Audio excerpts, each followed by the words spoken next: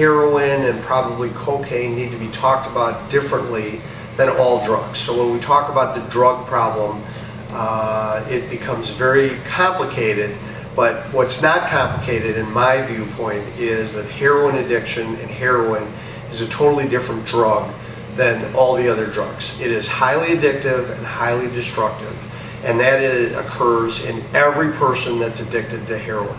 There are no casual heroin abusers or users. It becomes an addiction, and that addiction takes over your life and it destroys your life. So there are no positive pathways to heroin addiction. So whenever I talk about heroin, it's always that this is a different drug than all the other illegal drugs or street drugs that are out there. And so I want to make sure that we don't confuse them by talking about other drugs that may be less addictive or less destructive.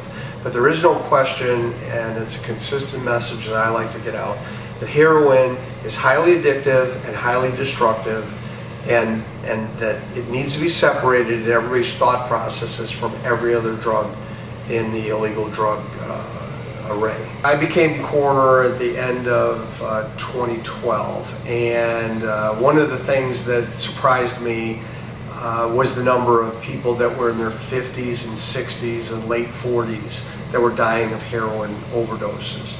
And as a practicing physician who practiced in the city of Chicago, Cook County Hospital, Maywood, places where we had some difficulties with alcoholism and drug abuse, I can't ever remember seeing a 50 or 60-year-old heroin abuser.